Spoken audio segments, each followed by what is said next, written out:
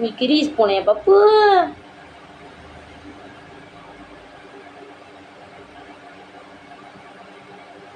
மண்ணெண்ணெயில் ஒரு கோட் தொடச்சி, அப்புறமேலுக்கு அந்த மண்ணெண்ணெய் வாசனை போகிறதுக்காக தேங்காய் எண்ணெயை போட்டு ஒரு கோட் தொடச்சி,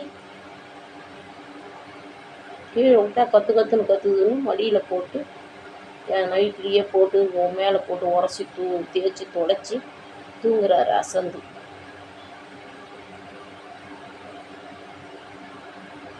திருப்பள்ளி அயனம்.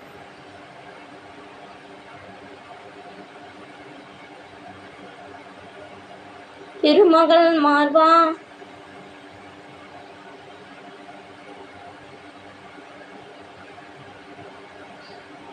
திருப்பள்ளி